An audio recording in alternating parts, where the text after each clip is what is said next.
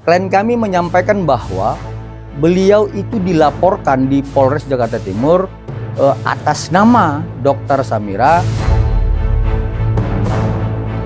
Hal ini menjadi pertanyaan besar. Apakah kemudian ini hanya sebatas untuk menggiring-giring? Berdasarkan BAP tambahan yang kami lakukan kemarin, ada beberapa pertanyaan yang mengarah ke saksi O dan S.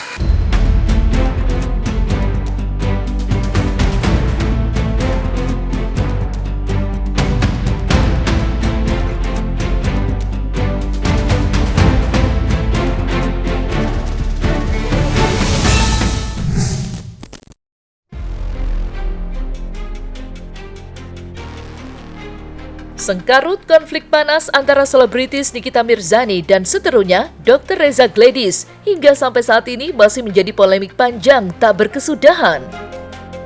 Seperti diketahui, Nikita kini harus meringkuk lesu di balik jeruji besi sembari menantikan kepastian nasib yang tak menentu akibat laporan dari Reza Gladys. Hal itu pula yang kemudian mendorong Nikita Mirzani untuk membuat laporan polisi terhadap salah satu akun media sosial yang diduga-duga diarahkan kepada Dr. Reza Gladys atas dugaan merekam pembicaraan tanpa izin. Kabarnya, sudah ada perkembangan berlanjut terkait laporan tersebut, di mana Dr. Reza diduga-duga akan segera dipanggil oleh pihak berwajib guna menjalani pemeriksaan. Lantas, seperti apakah reaksi pihak Reza Gladys?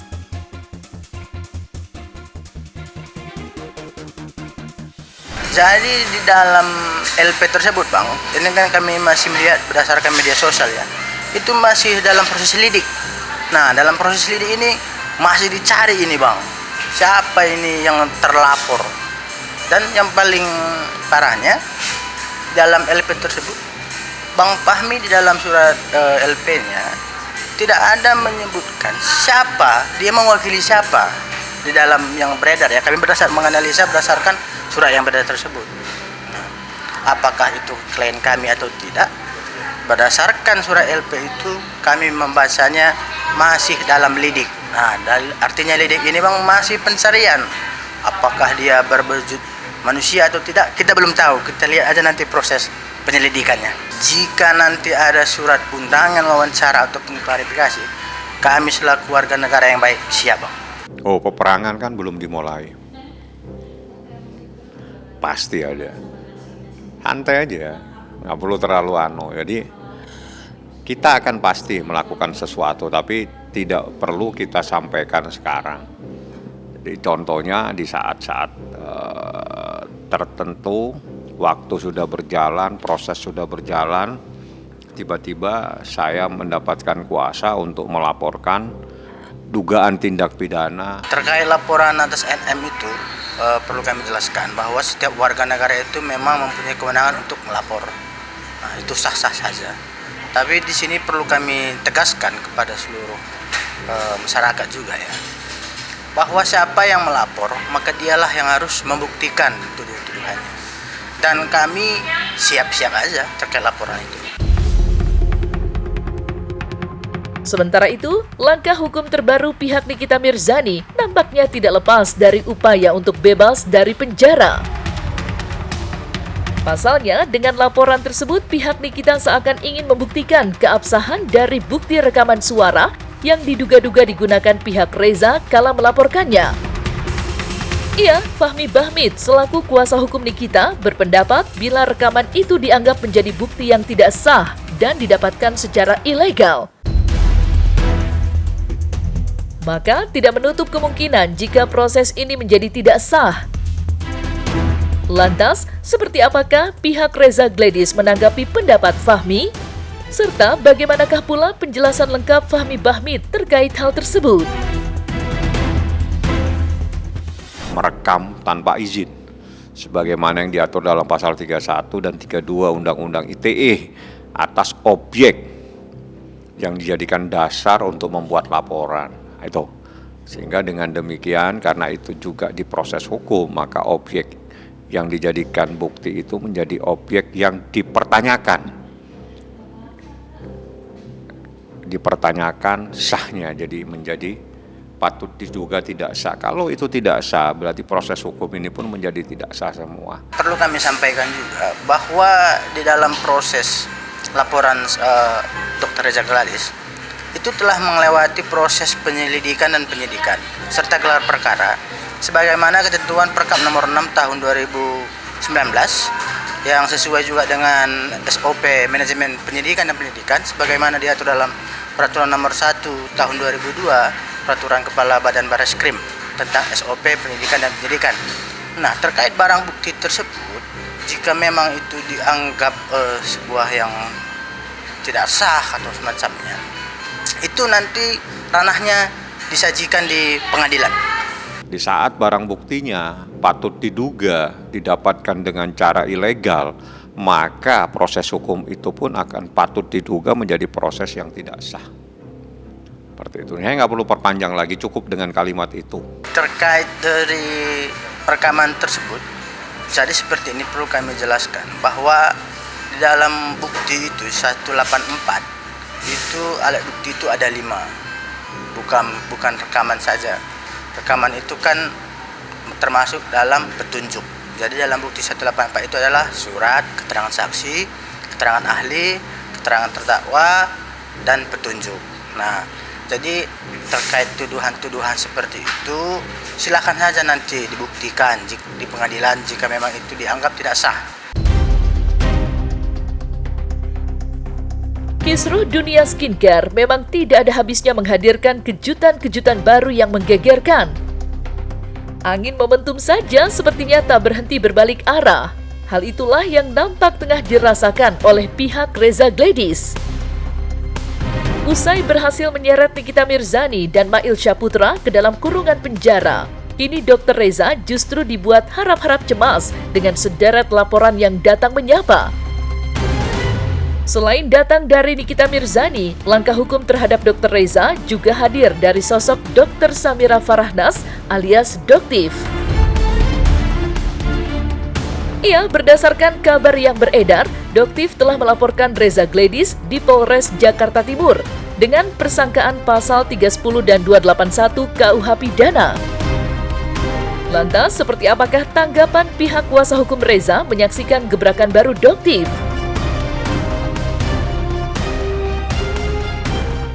Berkaitan dengan informasi tentang adanya satu laporan ya terhadap klien kami Dr. Reza Gladys yang dibuat di Polres Jakarta Timur oleh Dr. Samira, itu adalah hal yang benar karena sebagaimana informasi ya yang sudah kami dapatkan dari klien kami 2 hari yang lalu ya sudah berkomunikasi dengan klien kami, dan tadi juga kami sudah berkomunikasi melalui via handphone karena klien kami ini masih berada di luar negeri dan saya masih berada di kampung di Desa Narigunung, Kabupaten Karo.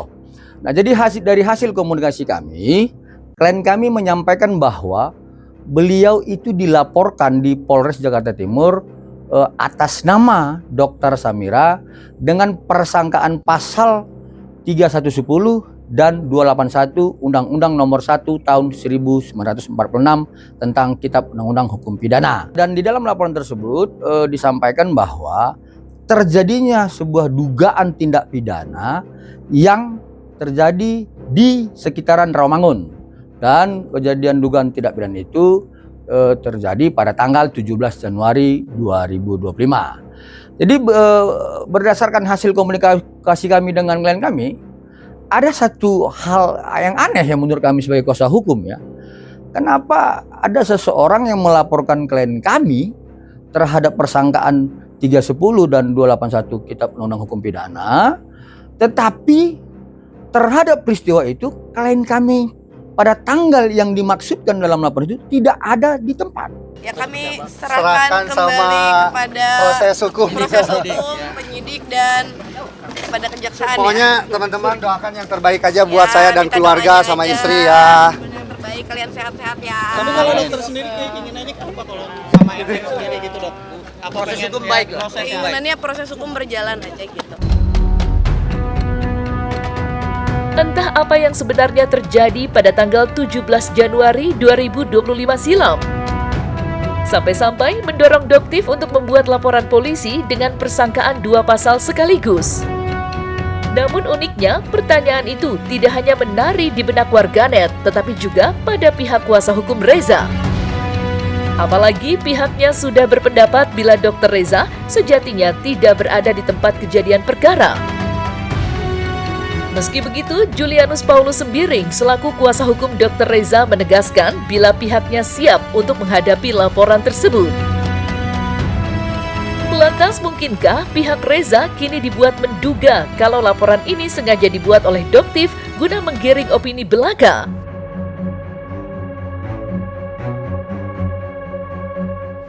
Hal ini menjadi pertanyaan besar. Apakah kemudian ini hanya sebatas untuk menggiring-giring sehingga kemudian menciptakan bahwa nantinya klien kami adalah merupakan seseorang yang suka melakukan pelanggaran hukum atau bagaimana, seperti itu.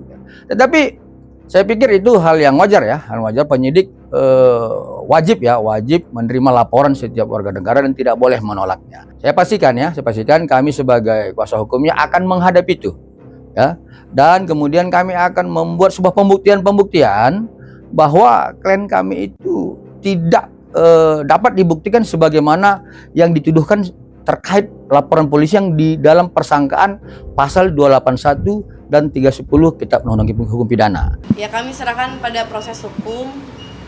Ya kita serahkan aja, mudah-mudahan ya sebaik-baiknya aja. Terlepas dari apa langkah hukum yang kini ditempuh masing-masing pihak, Nikita sampai detik ini masih berada di penjara. Ia usai ditahan pada awal bulan Maret silam, Nikita bahkan sudah 2 kali mengalami penambahan masa tahanan. Dan mirisnya, ramai diduga-duga bahwa tidak menutup kemungkinan masa penahanan Nikita akan kembali diperpanjang. Kenyataan inilah yang membuat publik habis dibuat penasaran. Sampai-sampai beragam pendapat dan spekulasi miring kini ramai bermunculan. Ada yang berkata, bila penambahan ini didasari kurangnya bukti. Namun ada pula yang beranggapan langkah ini sengaja dilakukan untuk menyeret nama tersangka lain. Lantas benarkah dalam BAP tambahan beberapa waktu silam, pihak kuasa hukum Reza dimintai keterangan soal 2 terlapor lainnya? Kami perlu jelaskan sedikit lagi ya, bahwa berdasarkan BAP tambahan yang kami lakukan kemarin, ada beberapa pertanyaan yang mengarah ke saksi O dan S. Jadi perlu masyarakat juga ketahui, di dalam pasal 141 Undang-Undang Nomor 8 Tahun 1981, bahwa penuntut umum ataupun jaksa itu mempunyai kewenangan dalam memeriksa sebuah perkara jika penuntut umum merasa ada keterkaitan dengan pihak-pihak yang lain. Nah, di sini jaksa penuntut umum berhak menyidangkan itu semua sekaligus jika mereka merasa ada pihak-pihak yang terkait. Kalau bicara kemungkinan ada tersangka baru karena ini belum lengkap berkasnya, itu menurut saya sih tidak mungkin, karena ini kan bicara soal kelengkapan berkas perkara. Kalaupun ada tersangka baru, tentunya itu pihak kepolisian nanti ranahnya polisi untuk melakukan penyelidikan, mengumpulkan bukti-bukti lagi. Baru memang mungkin bisa jadi kalau memang pun ada tersangka baru, calon tersangka baru. Tapi kalau untuk dalam berkas ini yang masih diperpanjang dari pihak kepolisian dengan kejaksaan, ini karena memang kelengkapan berkas perkara. Yang artinya kalau saya bilang tadi itu dalam istilah hukum pidana itu P18 atau P19. Jadi makanya diperpanjang karena belum lengkap berkas tersebut. Ya silakan, itu hak. Jadi kalau hak dan wewenang kekuasaan yang melekat ya silakan. Tapi yang jadi persoalan ini kenapa ditahan-tahan terus gitu loh. Kalau memang yakin dengan Anda bukti ya udah limpahkan aja. Kenapa masih bingung cari bukti? Masih bingung cari bukti kan jadi timbul pertanyaan gitu loh. Ada apa Anda masih bingung cari bukti? Kemarin cari bukti, hari ini cari bukti, kan repot kita. Ada informasi yang beredar yang kami dengar juga bahwa perpanjangan masa tahanan ini dengan P19 bolak-balik itu karena kurangnya alat bukti. Saya pikir itu pendapat yang keliru. Ya, itu keliru. Karena apa? Karena P19 itu dasar hukumnya adalah pasal 138 junto 75 KUHP. Artinya apa? Dilakukannya P19 karena adalah pendalaman berkas. Ya, berkas terhadap keterangan saksi, keterangan pelapor dan sebagainya. Penetapan tersangka itu minimal dengan alat bukti sebagaimana pasal 184 sudah terpenuhi oleh penyidik Polda Metro Jaya. Jadi kalau kemudian dikatakan sekarang kurang alat bukti itu keliru. Ya, tetapi penyidik dugaan kami sebagaimana keterangan klien kami pada saat dipanggil terakhir ya sekitar 2 minggu lalu, dugaan kami ini jaksa memberikan petunjuk untuk mengkaitkan kepada peristiwa 27 Oktober, 13 November, 14 November dan 27 November. Artinya harus ada tersangka yang lain. Mungkin seperti itu dugaan kami ya. Tapi saya yakin bahwa sudah ada kolaborasi kerjasama mereka, hanya memenuhi ya daripada permintaan daripada JPU beberapa hal-hal yang harus dilengkapi sehingga lengkap dalam satu berkas. Kenapa? Karena nantinya kan JPU kan mempersiapkan diri ya, mempersiapkan diri dari berkas ini untuk mengeluarkan dakwaan-dakwaan apa yang harus disampaikan nanti di pengadilan, nanti diakhiri dengan tuntutan.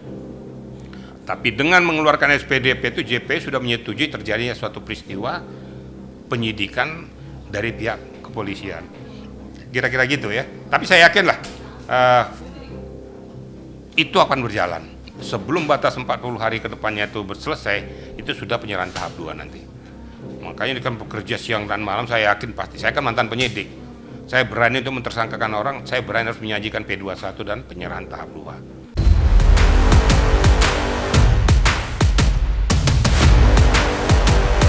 Nah, selesai sudah Cumi Lovers. Jangan lupa untuk like, subscribe, dan juga share channel YouTube Cumi Cumi.